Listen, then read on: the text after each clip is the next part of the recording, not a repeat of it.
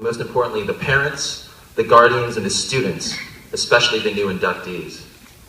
I am very honored and humbled to be here tonight to speak to such an illustrious and outstanding representation of our community. I wanted to speak tonight about suffering.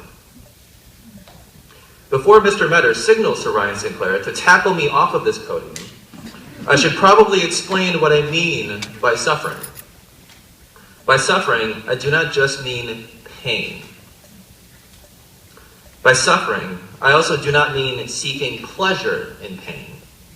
This is called sadism, and it is a disordered desire to seek what is good in something that is bad, and is generally frowned upon by most people you trust, like your loved ones, your teachers, and definitely my grandmother, who gives really great hugs. She does. By suffering, I also do not mean the very serious and very real difficulties that we have faced before or are facing now in our relationships, in our life situations, and in our souls. It would be a great injustice for me to trivialize or to make light of people's burdens. Tonight, I want to make the distinction that when I mention suffering, it would be more in the sense of challenge or difficulty, although still retaining the connotation of discomfort that the word suffering embodies. So, I'd like to put forth the idea that suffering is beneficial. I find this idea very intriguing. We seem to learn the best and the most when life gets difficult. And these difficulties come in many varieties. I'm sure our NHS members are familiar with a particular difficulty. I have a scientific name of it. It's called sleep deprivation. I got that right. As they took their coffee and energy drinks into the classrooms of my colleagues and I, drowsy with information about free body diagrams, independent clauses, the Reformation, the Reconstruction, alkaloids, and differential equations. I've forgotten what half of those are. There are many other difficulties, too many to even list, but they all need to be managed, planned, compensated, and solved. And you have done so, in practical and amazing ways both. You've learned to do so because your desire to do well has helped you overcome the difficulty, the suffering, as it were, and you have become stronger and better. But these are the easier things to conquer. There is something much more insidious that comes with suffering. Fear. Not just the fear of failure, but the fear of not being good enough for your peers, not being good enough for your aspirations, not being good enough for the people who trust you or look up to you. What if that happens? What will I do? What if I can't figure out a career? What if I have to live in my mom's basement forever? What if I never find something that makes me happy or satisfied? What if I end up totally alone because nobody ever understands who I am? Not exactly the type of questions that more coffee can solve, but they can definitely keep you up in the empty hours of the night.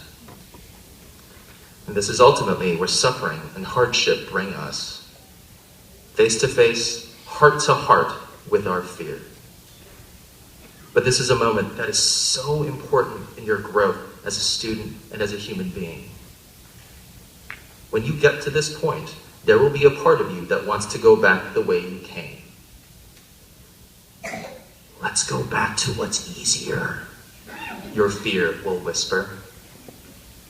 This is way too hard. We can't do this.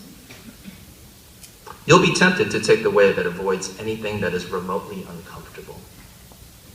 You'll be tempted. But hopefully, there will be another part of you that will want to move forward, to find a way around your fear, around your suffering. I hope that you will find people who can help you manage it by answering your questions and coming alongside of you in difficulty. I hope you figure out the equation where the achievement of your goals outweighs the cost of your fear. I hope there's a part of you that will want to make a decision about how you want your life to look, and that will give you the courage you need to set aside your fear.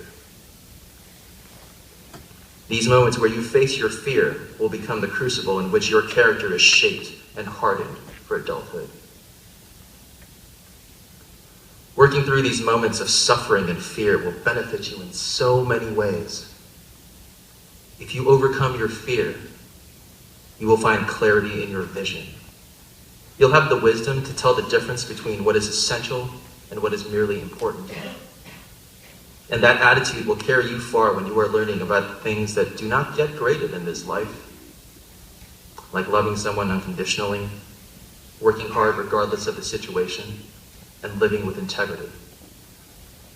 If you overcome your suffering, you will find courage and strength for others.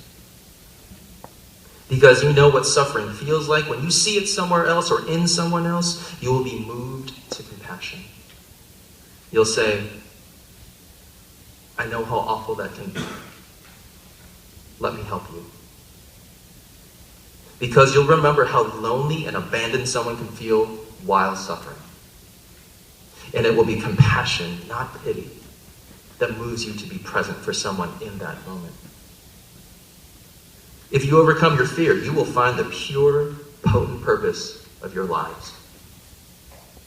That purpose will be the key to your happiness and your wholeness, the thing that will make the strange emptiness of human existence bearable.